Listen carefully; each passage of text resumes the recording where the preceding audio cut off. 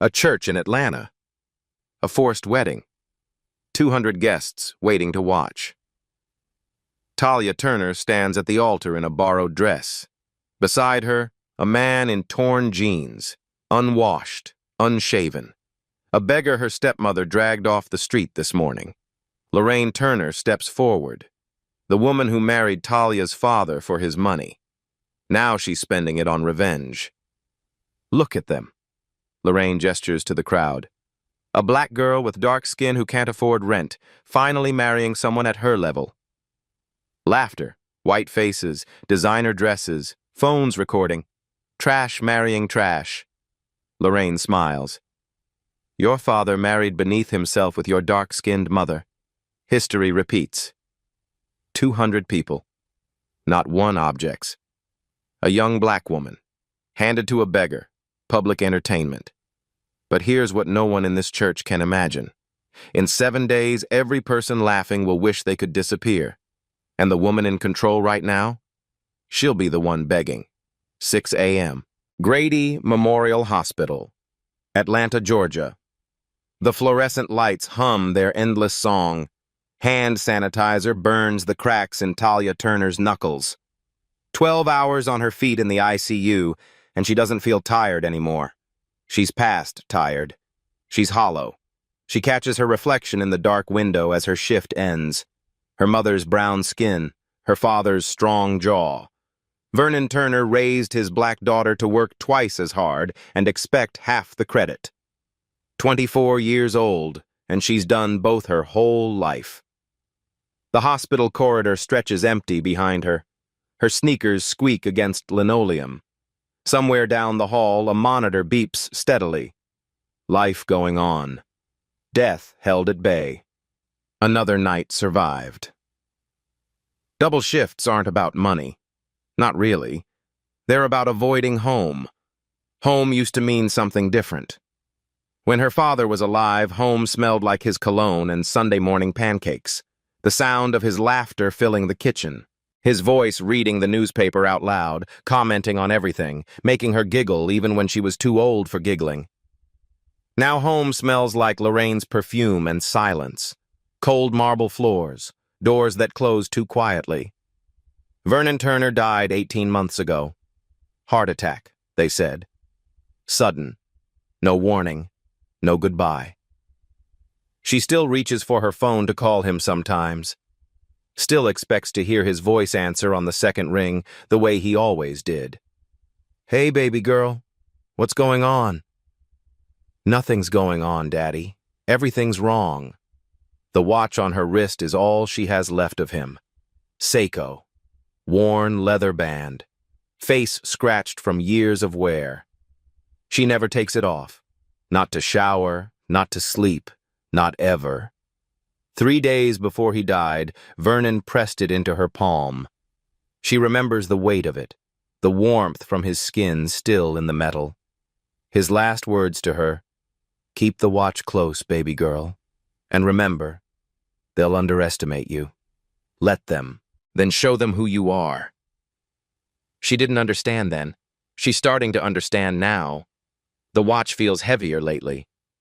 She tells herself it's grief playing tricks, imagination, exhaustion. She doesn't know yet that it's none of those things. Home. She has to go home eventually. Lorraine's house now. Vernon's house on paper, but Lorraine's kingdom in practice. Her stepmother has rules, so many rules. Rule 1. Lorraine monitors Talia's bank account. For your own good, sweetheart. You're young. You don't understand money yet. Talia is 24. She manages medication dosages that could kill someone with a decimal point error. Rule 2. Lorraine threw away Talia's mother's photos. Every single one. Clutter, sweetie. You understand. We need to move forward. Talia's mother died when she was 6. Those photos were all she had. Rule 3. Lorraine tells everyone at Greater Hope Baptist that Talia is troubled and ungrateful. The whispers follow Talia like shadows. Poor Lorraine, they say. Taking care of that difficult girl. Such a saint. Rule 4. Lorraine said it once, face calm as winter ice, voice soft as snow falling. Your father only married me to give you a mother figure. I never wanted you. You were part of the package. 18 months of small cruelties, paper cuts that never heal, each one small enough to dismiss. Together they bleed her dry. But Talia has a plan. Her savings account shows $48,000. Almost enough to escape. First month's rent, last month's rent, security deposit, start over money. Just a few more months of double shifts, a few more months of silence, then freedom. Vernon told her once, "Trust no one in this city, baby girl, especially people who smile too much." Lorraine smiles constantly, at church, at charity events, at the neighbors, that perfect, practiced smile that never reaches her eyes. She never smiles at Talia.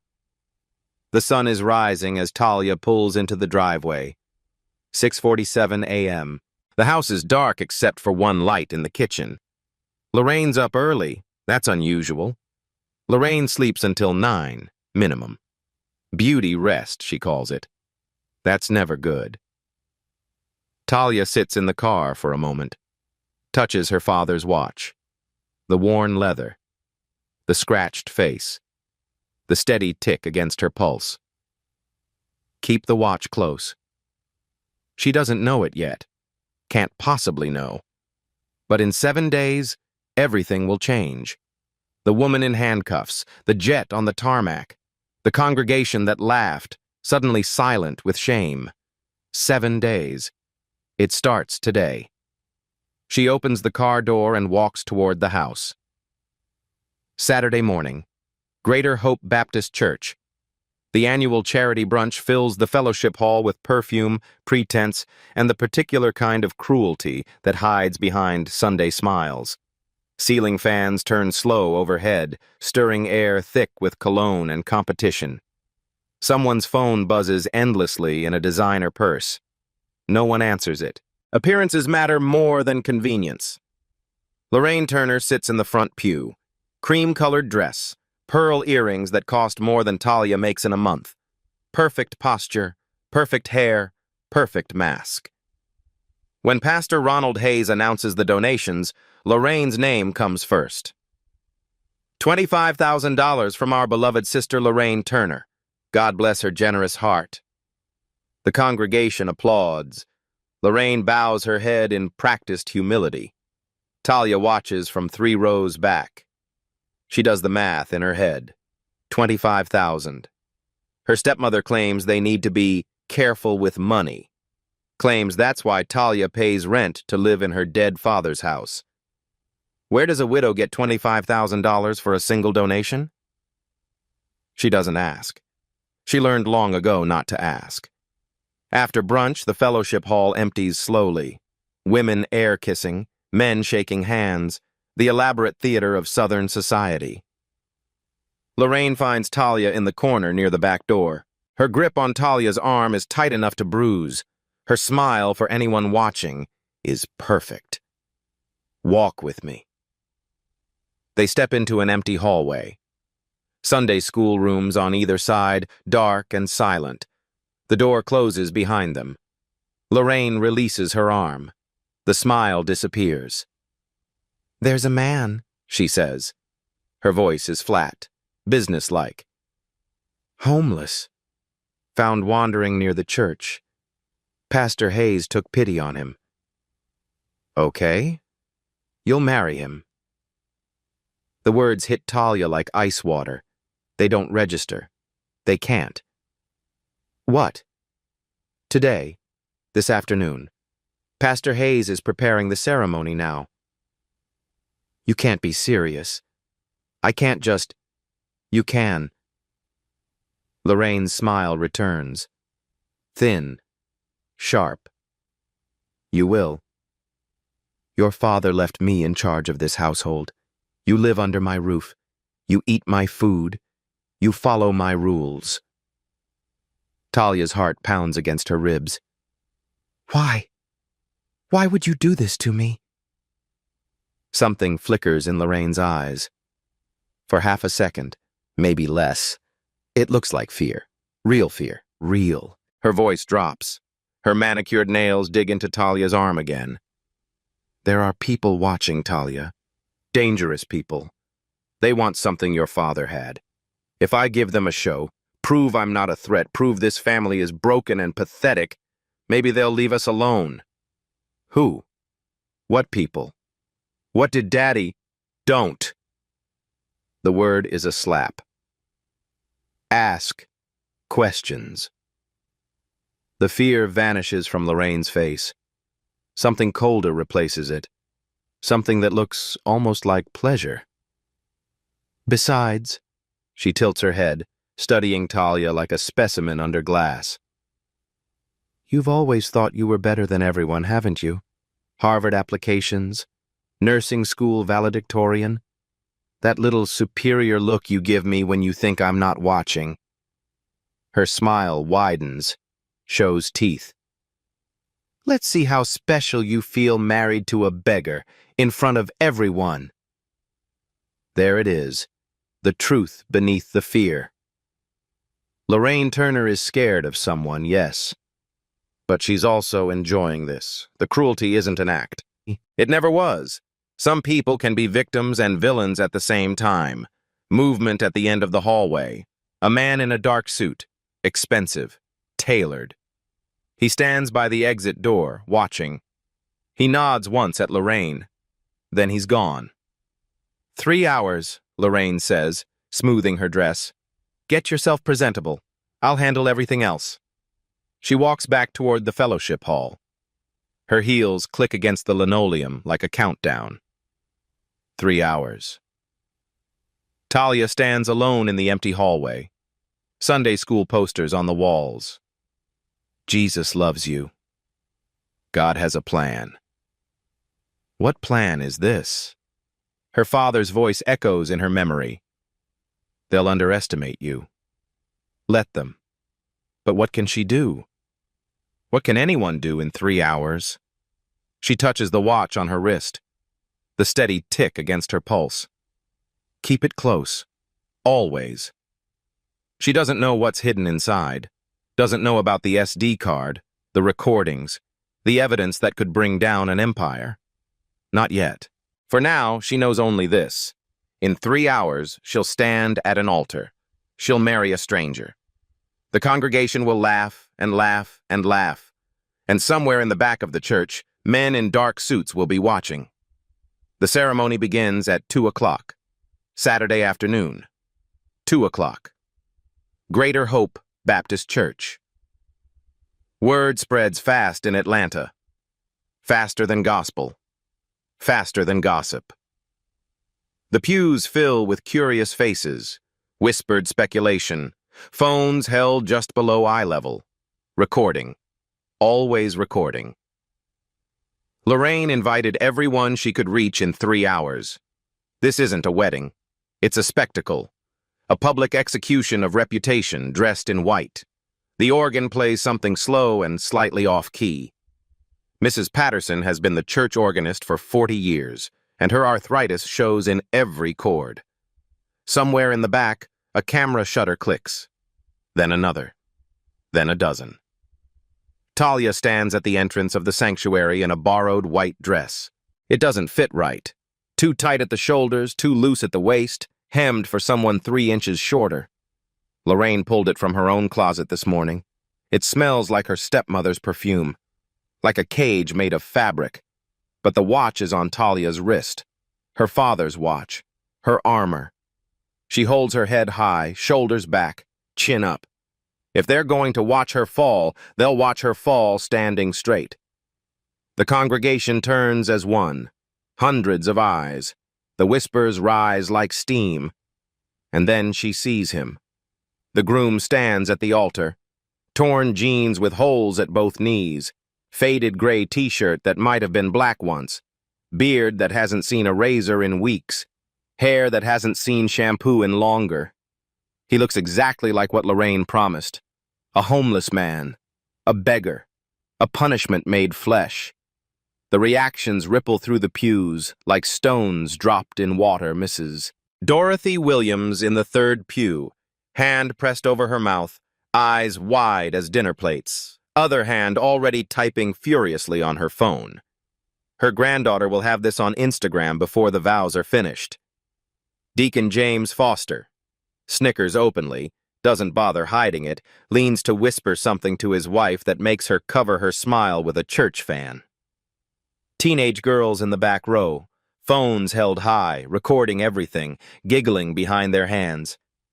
TikTok content, viral humiliation, clout.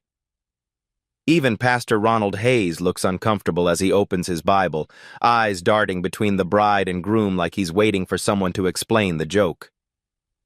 Lorraine sits in the front row. Her face is composed, serene, satisfied. This is exactly what she wanted. Talia walks down the aisle, one foot in front of the other. The white carpet stretches forever. Each step brings her closer to the altar, closer to the man in torn jeans, closer to the moment that should destroy her. But something catches her attention as she approaches. The man's fingernails. She notices them first. They're clean, perfectly clean. Not a speck of dirt beneath them. Strange for a homeless man. His posture. She notices that next. Straight. Confident. Not hunched or defeated or broken. He stands like someone who knows exactly who he is. His eyes. She notices those last. Sharp, intelligent, kind. They meet hers as she reaches the altar, and there's no mockery in them. No cruelty. No joke. Something doesn't fit. The ceremony proceeds. Pastor Hayes reads from his Bible, voice uncertain. The vows are short, perfunctory. Do you, Talia Turner, take this man to be your lawfully wedded husband? The church holds its breath. Someone in the back giggles. She forces the words out. I do. And do you... Pastor Hayes glances at a note card. Elliot, take this woman to be your lawfully wedded wife? The man speaks. His voice is quiet, calm, articulate. No stumbling, no mumbling, no slurring. Just two simple words, spoken with perfect clarity. I do. He doesn't sound homeless. He sounds educated. He sounds like someone who reads books and thinks about what they mean. The congregation doesn't notice. They're too busy laughing. Someone in the back starts it, a single bark of laughter. Then another. Then half the church is exhaling cruel amusement, and the sound fills the sanctuary like poison. Lorraine, in the front row, smiles. This is the moment she planned. Her stepdaughter, humiliated before God and everyone. The congregation, entertained at Talia's expense. The men in dark suits, satisfied that the Turner family is no threat. Mission accomplished. After the ceremony, rain starts falling. Hard and sudden, the way summer storms do in Georgia. Everyone rushes inside to eat cake, to gossip, to share their videos, to laugh about what they just witnessed. Talia stands alone under the church awning, rain hammering the parking lot 3 feet away. The smell of wet asphalt and something sweeter underneath. Footsteps behind her. The man, Elliot, appears at her side. Without a word, he removes his faded jacket, places it over her shoulders. The fabric is thin and worn, but warm from his body. You'll catch cold. She looks at him, really looks for the first time. Why are you doing this? What do you get out of it? Right now? He watches the rain. His voice is quiet. I get to stand next to someone who walked in there with her head up when everyone wanted her to crawl. That's rare. That's worth something. Around his neck, a thin gold chain she didn't notice before. A small pendant. The letter E. E for Elliot? A pause. Something flickers in his eyes. Memory. Pain. Love. For someone who taught me what matters. So. He doesn't explain. She doesn't push. That night, after Lorraine banishes him to the garden shed out back, Talia can't sleep. She lies in bed, staring at the ceiling, replaying every moment. She finds him on the back porch at midnight, sitting on the steps, watching the rain taper off. They talk, for hours, until the sky begins to lighten. He asks about her work, intelligent questions about patient care, medication protocols, things a homeless man shouldn't know. He asks about her father. He sounds like he was a good man. He asks about her dreams. No one has asked about her dreams in 18 months. Your father sounds like he was a good man, Talia. The best. He was the best. I can tell. His voice is soft, sincere. Because he raised you. She goes to bed as dawn breaks, head full of questions she can't answer. The clothes say homeless, the hands say educated, the eyes say something else entirely. Who is Elliot? The congregation recorded their laughter that Saturday, shared it everywhere, tagged their friends. They don't know that in 7 days, they'll be deleting those videos. One by one. In shame. Sunday night, day 1. Talia can't sleep. The questions won't stop circling. She goes downstairs for water. The kitchen light is on. Lorraine sits at the table, a glass of whiskey sweating in her hand, ice rattling against crystal with every tremor. No makeup, no perfect posture, no mask. Just a woman who looks 10 years older than she did this morning. Talia stops in the doorway. She's never seen Lorraine like this. What's going on? Really? Who are those people watching us? Lorraine doesn't look up, just stares at her whiskey like it holds answers. Long silence. The ice rattles. Then, your father didn't die of a heart attack, Talia. The world stops spinning. The clock on the wall ticks. The refrigerator hums. Everything continues. But nothing is the same. What did you just say? Lorraine finally looks up. Her eyes are red-rimmed, empty. He found something. Evidence. About powerful people in this city. 5 families who control everything. The money, the politics, the police. Everything. She drains the whiskey, pours another with shaking hands. They told him to forget what he'd seen, to walk away, to keep his mouth shut and live a comfortable life. But he didn't. He didn't. A sound that might be a laugh, might be a sob. Your father was always stubborn, always righteous, always so sure he could fix things. They killed him.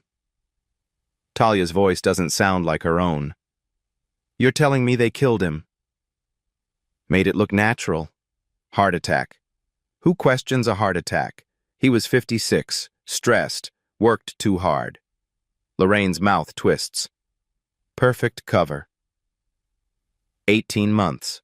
Talia has lived 18 months believing her father died of natural causes, grieving a tragedy, not a murder. You knew? Her voice breaks, shatters. You knew he was murdered and you didn't go to the police? You didn't tell me? You didn't... The police? Lorraine laughs. It's an ugly sound. They own the police, Talia. They own the judges. They own the prosecutors. They own this entire city. Who was I supposed to tell? Someone. Anyone. You could have... I could have died. Lorraine's voice goes flat. I could have ended up just like Vernon. Heart attack, natural causes, another tragic loss. She meets Talia's eyes. So I survived. That's what I did. That's all I did. Silence. The refrigerator hums. You survived by stealing from me, by lying to me, by making my life hell for 18 months. Something shifts in Lorraine's face. The fear retreats. Something uglier takes its place. Your father spent more time on his mission than he ever spent on me. More time in his study with his files and his secrets. More time with you than with his own wife. Don't. Maybe if he'd focused on his family instead of playing hero. Don't you dare blame him for his own murder. Lorraine shrugs. The gesture is almost casual, almost cruel. I'm not blaming, I'm explaining. He made choices. So did I. She looks at Talia's wrist, at the watch. He always told you to keep that thing close. I think that's where he hid it. Whatever it is. Whatever evidence he had. Her eyes narrow. That's why they're still looking. That's why they sent men to watch us. Talia's hand covers the watch. Protective. Instinctive. The door opens. Elliot stands in the doorway. He heard everything. His face is unreadable, but his eyes are alert. He crosses the room without speaking. Stands near Talia. Close enough to touch. Not touching. Just present. Just there. I'm sorry. About your father. Did you know? I suspected something was wrong. That's why I came to Atlanta. That's why I agreed to this arrangement. Why? Why would you care about my father? His jaw tightens. Because the people who killed him are the same people I've been running from my whole life. What does that mean? It means I want to help, if you'll let me. She looks at him. This stranger in torn jeans. This beggar she married yesterday. Why should I trust you? You shouldn't. Not yet. His eyes don't waver. But I'm going to earn it. Monday morning, day 2. The doorbell rings at 9 a.m. 3 sharp sounds that echo through the silent house. Dorothy Holloway stands on the front porch. Vernon's aunt, 68 years old, reading glasses hanging from a chain around her neck. Sensible shoes that have walked 1,000 courtrooms. A leather briefcase older than Talia. She smells like peppermint and purpose. Lorraine appears behind Talia in the foyer. Her face drains of color. What are you doing here? Dot's voice is calm, measured, iron wrapped in velvet. Vernon asked me to come, if anything ever happened to him. Vernon is dead. That's why I'm here. Dot is a retired probate attorney. 40 years practicing law in Atlanta. She's cross-examined senators, deposed CEOs, and made defense attorneys cry. She doesn't miss anything. She walks into the house without waiting for an invitation. I need to speak with my grandniece. Privately. Lorraine opens her mouth to protest. Dot's gaze stops her cold. Privately, Lorraine. Private conversation in Vernon's old study. The room still smells like him. Leather chairs, old books, the ghost of his cologne. Talia hasn't been in here since he died. Lorraine keeps it locked. Dot sits behind Vernon's desk like she belongs there. Opens her briefcase. Files, documents, bank records. Your father called them the consortium. 5 families who control Atlanta. Old money built on new corruption. They've been operating for over 20 years. The people who killed him. Yes. Dot spreads papers across the desk. Atlantic Charitable Trust, registered in 2006. On paper, it's a foundation supporting local education initiatives. Very respectable, very generous. And in reality, a washing machine for dirty money. $340 million laundered over 8 years. Money flows in as donations. Clean, tax-deductible, legitimate. Flows out to offshore accounts in the Caymans, Switzerland, Singapore. Comes back as consulting fees paid to shell companies owned by 5 families. The names appear on documents Dot spreads across the desk. Grant, Whitfield, Beaumont, Sinclair, and one more. Dot pauses. Her fingers rest on the 5th name. Her voice tightens almost imperceptibly. Holloway. Your family? My brother, Edward Holloway. He helped found the consortium 23 years ago. She meets Talia's eyes. I found out 5 years ago. Cut all contact. Haven't spoken to him since. But your blood is part of this. Yes, my blood is part of this. Even her ally is compromised. Trust is a luxury Talia cannot afford, but Dot isn't finished. There's something else. About Lorraine. From the briefcase, more documents. Bank statements, transfer records, dates highlighted in yellow. Your father set up a trust for you, $250,000, to be released upon his death. He filed it with the county 3 years ago when he first started gathering evidence against the consortium.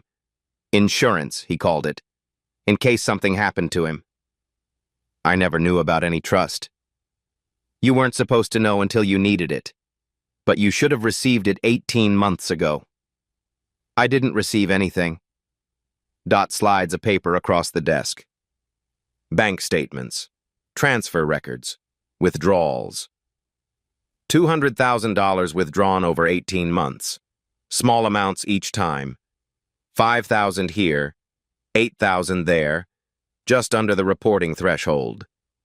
Easy to miss if you're not looking. Who signed for the withdrawals? Dot points to a signature line, highlighted in yellow. Lorraine Turner. She stole from me. Talia's voice is flat, numb. While I worked double shifts, while I saved $48,000, she was stealing my inheritance. Every single month. There's more. Vernon's will, the real one, filed with Fulton County 3 years ago. The house, this house, Vernon's house, was left to Talia. Not to Lorraine, not for the family. To Talia alone. The version Lorraine filed after Vernon's death is different. Same legal language, same format, different beneficiary. She forged his signature. Dot's voice is quiet, damning. Filed a fraudulent will, stole your inheritance, kept the house that was supposed to be yours. For 18 months. For 18 months. Rage builds in Talia's chest, hot and focused, not explosive, controlled. Your stepmother didn't just know about the murder. Dot closes the briefcase. She profited from it, systematically, deliberately. The door opens. Elliot. He's been listening in the hallway. Dot studies him. Long silence stretches. Her attorney's eyes miss nothing. Grant, you're James Grant's son. The room freezes. Talia's breath catches.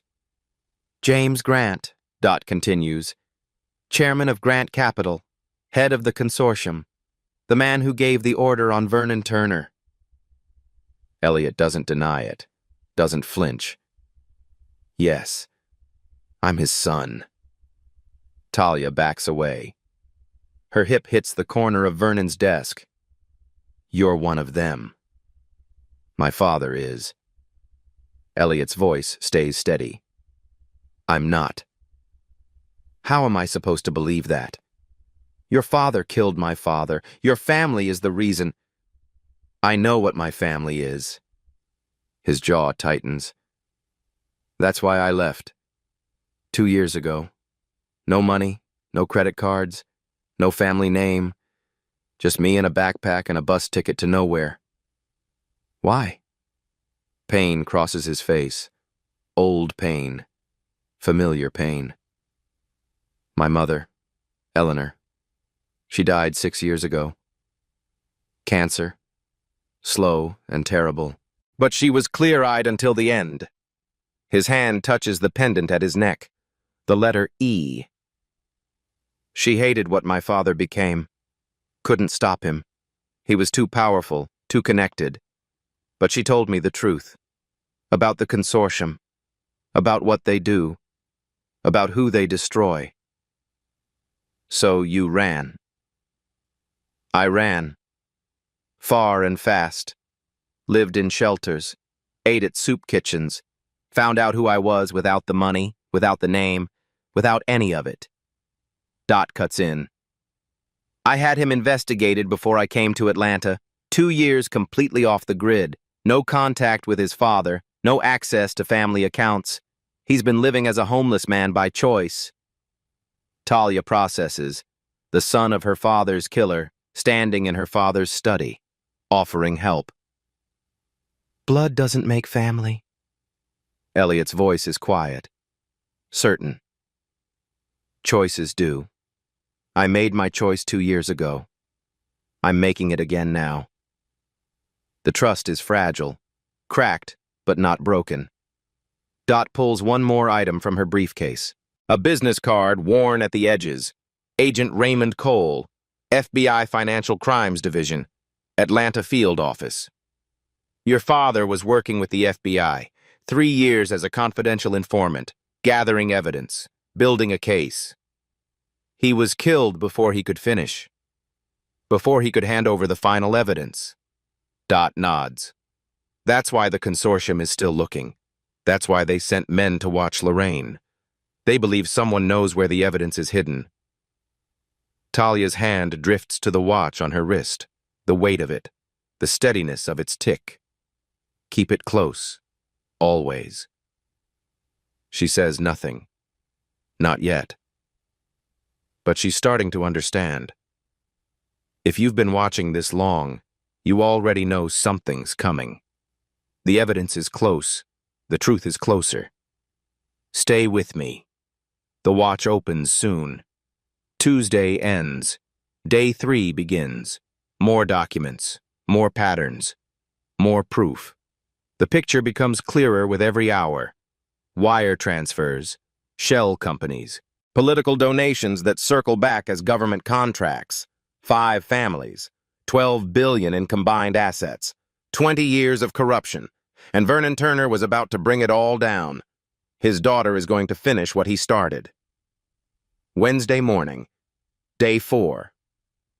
Talia comes home from the hospital at 7 a.m. 12 hours in the ICU, exhausted, running on coffee and adrenaline. Something's wrong. Her bedroom door is open. She always closes it. Always. It's the one space in this house that's hers alone. Inside, drawers pulled open, contents shifted. Closet light on. Clothes moved, examined, replaced in slightly wrong positions. Nothing stolen. But everything touched. Everything searched. They were looking for something. They didn't find it. Her hand goes to her wrist. The watch is still there. She never takes it off. Not even to shower. Not even to sleep. Downstairs, kitchen. She calls Dot's phone. Ring, ring, ring. Voicemail. Calls again. Same result. Texts. No response. Something cold settles in Talia's stomach. She drives to Dot's hotel. The Westin Peachtree Plaza. Dot always stays at the Westin when she's in Atlanta. Room 1204. Front desk. Young woman with a practiced smile. I'm looking for Dorothy Holloway. Room 1204. The clerk types, frowns. Ms. Holloway checked out this morning. That's not possible. I spoke to her last night. She wouldn't. I'm sorry, ma'am. Our records show she checked out at 6:15 a.m. Dot didn't check out. Dot was taken. Back at the house. Vernon's study. Pacing. Mind racing. Her phone rings. Unknown number. She answers. The voice on the other end is distorted. Mechanical. Inhuman. We have Dorothy. Talia's blood turns to ice. Bring the watch. Whitfield Warehouse. Midnight. Come alone. Pause. The distortion makes the words sound like they're coming from inside a machine. Or she dies. The line goes dead. Silence. The clock on Vernon's desk ticks. The world continues as if nothing has changed. But everything has changed. The watch. They want the watch. They don't know what's on it any more than she does. But they know Vernon hid something dangerous. Something worth killing for. Elliot finds her 20 minutes later, sees her face, knows immediately. What happened? She tells him. Every word. His jaw tightens, muscles in his neck cord. Did you tell anyone about the watch? Anyone besides Dot? No. Then they're guessing. They know Vernon hid something, but they don't know where. They're fishing. They have Dot. They'll kill her if I don't. They'll kill her anyway if we walk in blind. He's right. She knows he's right. How do I know you didn't tell them? The words come out sharper than she intends. How do I know this isn't some elaborate trap? Your father's people take Dot, you lead me right to them. Elliot meets her eyes. Doesn't flinch. Because if I wanted the watch, I would have taken it 3 nights ago. You sleep, Talia, I don't. I've sat on that porch every night watching the house.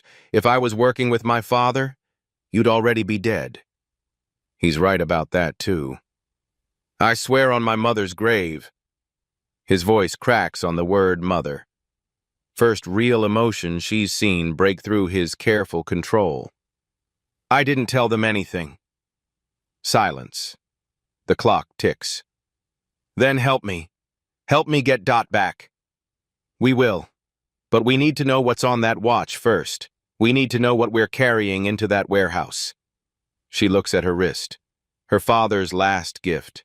The weight she's carried for 18 months. Keep it close. Always. Okay. Her voice steadies. Let's open it. Through his attorney, James Grant would later claim the consortium was a legitimate charitable network and that accusations of criminal activity were politically motivated attacks. The wire transfers tell a different story. The ransom call tells the real one.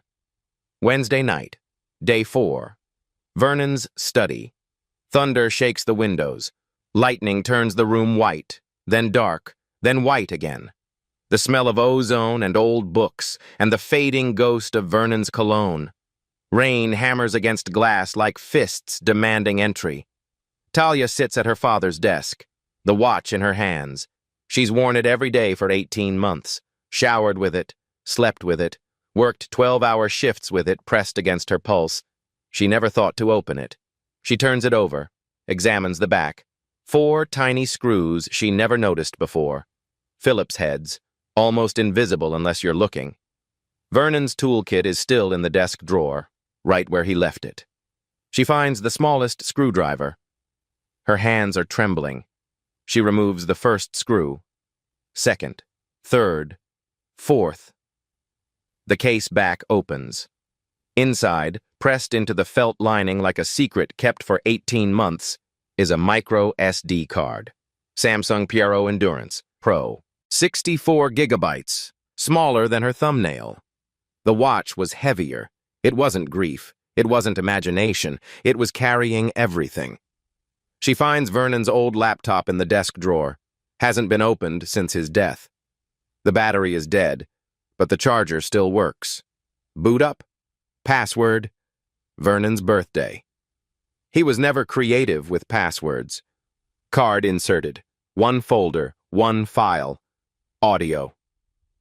File name. For Talia. She clicks play. Her father's voice fills the room. Talia. She gasps. 18 months. She hasn't heard his voice in 18 months. The tears come immediately. The tears she's held through the funeral, through Lorraine's cruelty, through every double shift that kept her too exhausted to feel. If you're hearing this, baby girl, I'm dead.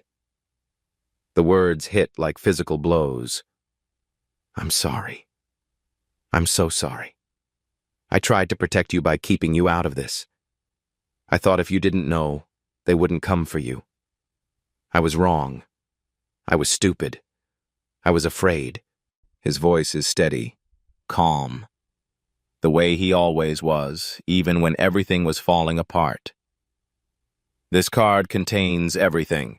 Bank records, wire transfers, video from their meetings, names, dates, amounts, everything I gathered for 3 years. Enough to destroy the consortium completely. I was working with the FBI, Agent Raymond Cole. He's a good man, an honest man. Find him, give him this card. Then run Talia. Get as far away from Atlanta as you can. Long pause. When he speaks again, his voice breaks, just slightly. Just enough. I love you. I loved you every single day of your life. From the moment you were born, you were my purpose, my reason, my everything. Talia is sobbing now. Can't breathe, can't think. They'll underestimate you. They always have. Let them, then show them who you are. Another pause. Stronger now. Vernon Turner's voice, steady and sure. The watch kept ticking for you, baby girl. Keep going. Finish what I started. The recording ends. Silence. Thunder. Rain. The door opens.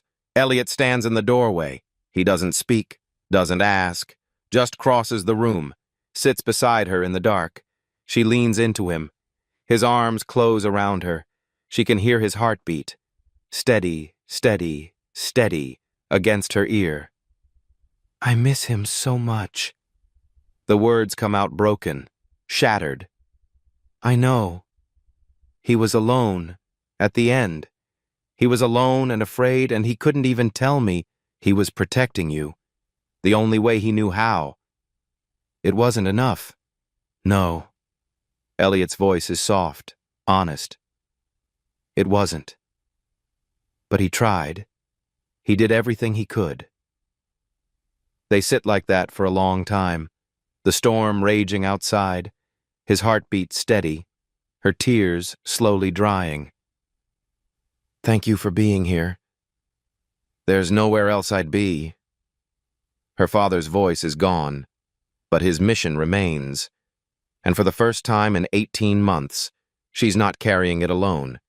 If you're still here, you already know what's coming. The evidence is found. The fight begins at dawn. But first, one more secret. One more revelation.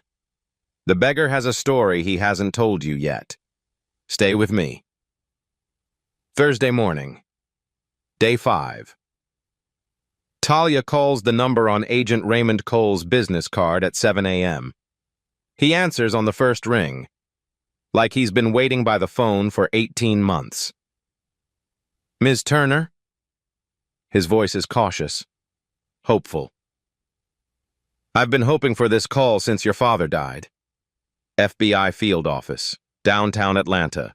Secure conference room on the 14th floor. Agent Raymond Cole is 52 years old, gray at the temples, tired lines around his eyes that speak of too many late nights chasing ghosts. He's been hunting the consortium for 6 years. Your father was the bravest man I ever worked with. He spreads files across the conference table. 3 years of investigation, dozens of agents, dead ends everywhere. He got closer than anyone, built relationships, gathered evidence, put himself in danger every single day. And then they killed him. Made it look natural. We couldn't prove otherwise. Without Vernon's testimony, without his evidence, the case collapsed. Until now. Talia places the SD card on the table. 64 gigabytes. Smaller than a postage stamp. Heavier than an empire. Cole's team reviews it. 5 minutes. 10. 15. The room is silent except for clicking keyboards and occasional sharp intakes of breath. When Cole looks up, his eyes are bright. Almost wet. This is everything. Names, dates, amounts, video of their meetings, recorded conversations, wire transfer records we could never subpoena. Enough to arrest them? Enough to destroy them. But we need to catch them together. This Saturday, there's a consortium meeting, annual gathering, all 5 families in one room. If we raid while they're present, where's the meeting? We don't know. They rotate locations. Only members know the address until the day of. A voice from the doorway. I know where. Elliot. He followed them from the house. Cole's hand moves toward his sidearm. Instinct. Stand down, Agent. I'm here to help. You're James Grant's son. Yes. Elliot walks into the room, stops beside Talia. And I know where Saturday's meeting is. Whitfield Warehouse, Industrial District. Same location where they're holding Dorothy Holloway. Why would you help us? Why would you betray your own father? Silence. Elliot's jaw tightens. Because my father is a murderer. Because he ordered the death of Vernon Turner. Because he's spent his entire life destroying people who got in his way. He looks at Talia. His eyes are steady. And because I love his daughter. And I won't let them hurt her. The words hang in the air. Talia's breath catches. Cole studies him. Weighing. Assessing. You understand what you're giving up? Testifying against your father means losing everything. The money. The name. The legacy. Elliot's answer is immediate. Certain. I understand what I'm gaining. Talia stands, crosses to him, takes his hand. First time she reaches for him, first time she chooses him. Together? Together. The plan takes shape over the next 4 hours. FBI raid, Friday night. Every consortium member in one room. Elliot will guide them to the location. Dot will be rescued. Justice will be served. The son betraying the father. For love. For justice. For a woman he met 7 days ago. Some people wait their whole lives for someone to choose them. Talia waited 7 days. Thursday night. Day 5. FBI conference room. The evidence package is complete. Every receipt, every transfer, every recorded conversation. Organized, documented, ready for prosecution. But the crown jewel is Vernon's hidden camera footage. The video plays on the conference room screen. High resolution. Clear audio. Damning. A long conference table. Expensive wood. Crystal glasses. 5 men in suits that cost more than most people's cars. James Grant at the head. Silver hair. Cold eyes. The voice of a man who's never been told no.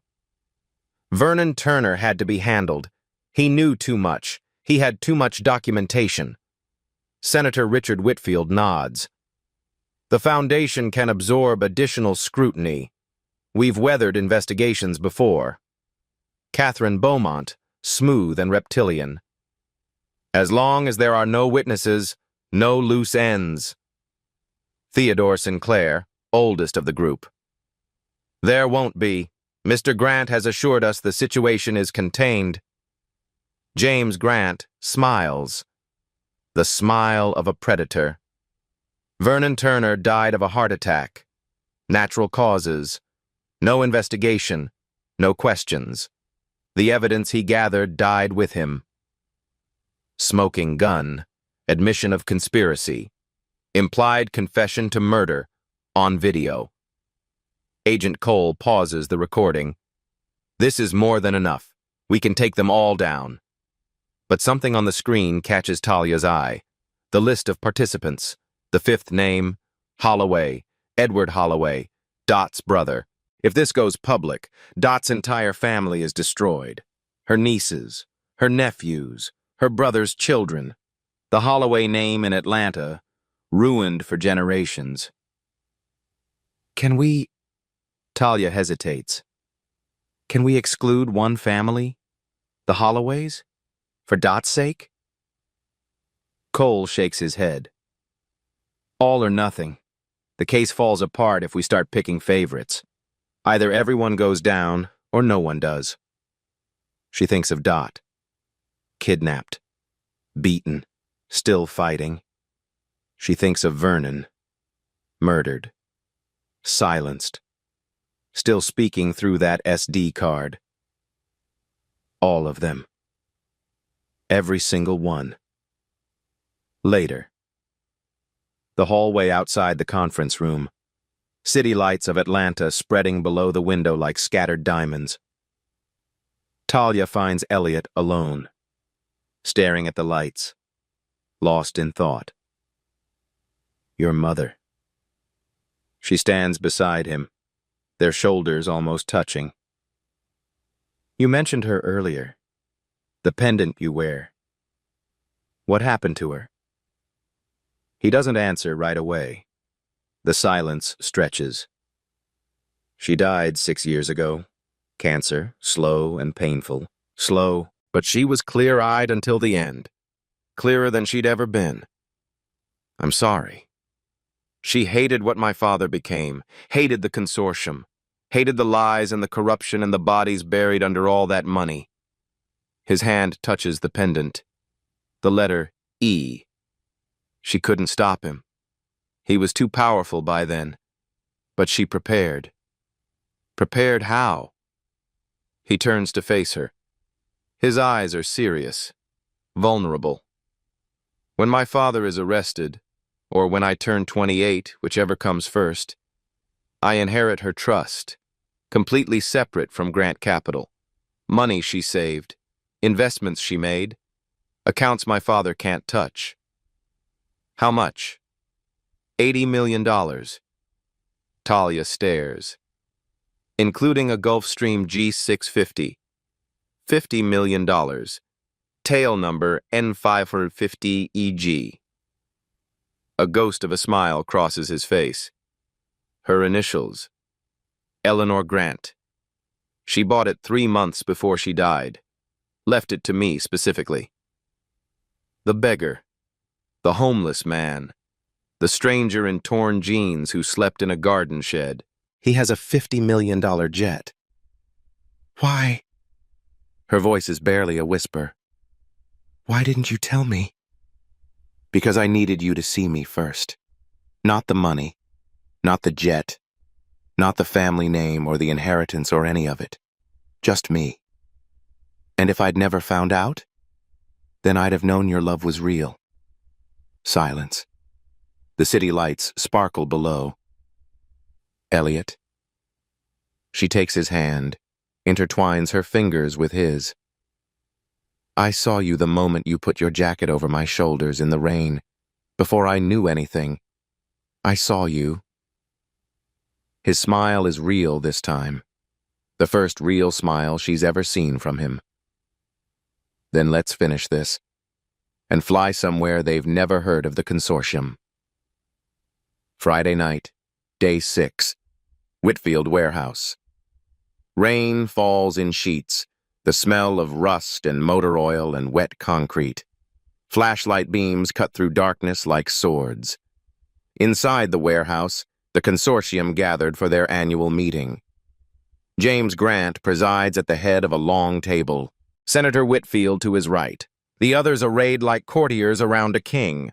Armed guards at every door, cameras in every corner. They feel safe here, untouchable. In a back room guarded by 2 men with guns, Dorothy Holloway, bruised, exhausted, defiant. Outside, FBI tactical teams surround the building. 40 agents, body armor, night vision, warrants signed by a federal judge who lost a friend to consortium accidents 20 years ago. Agent Cole gives the signal. Breach. The doors explode inward. FBI, everybody down! Down on the ground now! Chaos erupts, shouting, screaming, crystal glasses shattering on concrete. James Grant sees his son standing with the FBI agents. Elliot, clean-shaven now, wearing a tactical vest with FBI written across the chest. His face cycles through emotions. White shock, red rage, cold hatred. You. The word drips venom. My own son. My own blood. Elliot's voice is steady as stone. You killed Vernon Turner. You threatened his daughter. You built an empire on corpses and lies. He steps forward. I'm just finishing what Vernon started. I gave you everything. You gave me a legacy of murder. I'm giving it back. Agents move through the warehouse like a wave. Senator Whitfield, face purple with fury. Do you know who I am? Handcuffs, writes red. Catherine Beaumont, cold to the end. My lawyers will have me out by morning. Handcuffs, writes red. Theodore Sinclair, finally looking his age. Silence. Handcuffs. Writes red. Edward Holloway, Dot's brother. Dorothy, please, you have to understand. Handcuffs. Writes red. In the back room, agents find Dorothy. Beaten but unbroken. She stands when they enter. Refuses the stretcher. Miss Holloway, we need your testimony. Against your brother. Against all of them. She looks through the doorway. Sees her brother in handcuffs. Sees the life she's known burning down around her. Long silence. My brother helped kill Vernon Turner. He chose money over family, over honor, over everything decent. Her voice doesn't waver. I'll testify. Against all of them. Outside, more vehicles arrive. More agents. And Lorraine Turner, pulled from the house on Peachtree. Handcuffs on her wrists. Mascara running down her face. Fraud. Forgery. Obstruction of justice. Accessory after the fact. The first domino falls. The rest follow. Saturday morning, day 7. Greater Hope Baptist Church. Exactly 1 week since the wedding that made everyone laugh. Same pews, same ceiling fans, same faces, different silence. Pastor Ronald Hayes stands at the pulpit. His face is grave. Before we begin worship, I need to address something. Someone's phone lights up. A news notification. Then another. Then dozens. Breaking. 5 prominent Atlanta families arrested in billion-dollar conspiracy. FBI credits evidence from murdered whistleblower Vernon Turner and his daughter Talia Turner, who completed his mission. The whispers spread like wildfire. Also arrested, Lorraine Turner, stepmother of Talia Turner, on charges of fraud, forgery, and obstruction of justice. Pastor Hayes clears his throat. 1 week ago, we stood in this church and watched Talia Turner marry a man we mocked. We laughed. We recorded. We shared our cruelty with the world. Mrs. Dorothy Williams stares at her hands. Deacon Foster won't meet anyone's eyes. The teenage girls have already deleted their videos. That man gave up his inheritance to expose the truth. And Talia Turner, the woman we pitied, just brought down the most powerful families in Atlanta. Silence. We were wrong. I was wrong. May God forgive us. No one is laughing now. Saturday afternoon, day 7. DeKalb Peachtree Private Airfield. Sun breaking through clouds after days of rain.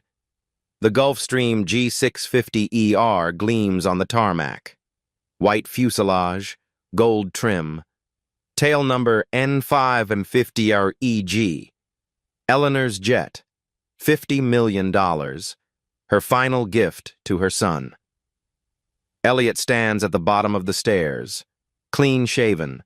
New clothes that actually fit. Same kind eyes he had in torn jeans. A black SUV stops at the airfield fence. Lorraine Turner. Handcuffed. Federal marshals on either side. She asked them to stop. Begged, actually. Just for a moment. Please. I need to see. Through the chain-link fence, stepmother and stepdaughter lock eyes.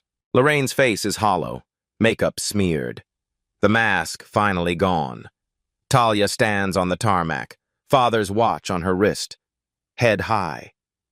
She doesn't wave, doesn't speak, doesn't need to. The moment stretches. 7 days compressed into a single look. Then Talia turns, takes Elliot's hand, walks up the stairs. The stairs retract. The engines roar to life. Lorraine Turner watches her stepdaughter board a $50 million jet with the beggar she was supposed to marry as punishment. The jet taxis, turns, accelerates, lifts off. Lorraine watches until it becomes a speck, until the clouds swallow it completely. Inside the cabin, leather seats, champagne untouched, sunlight streaming through oval windows. Talia looks at her father's watch, still ticking. Always ticking. Vernon's voice in her memory. They'll underestimate you. Let them. Then show them who you are. She showed them. They called him a beggar. They laughed at her wedding. They're not laughing now. If this story reminded you that what you see isn't always what you get, subscribe. Share this with someone who's been underestimated. And remember, karma doesn't forget. It just waits for the perfect moment.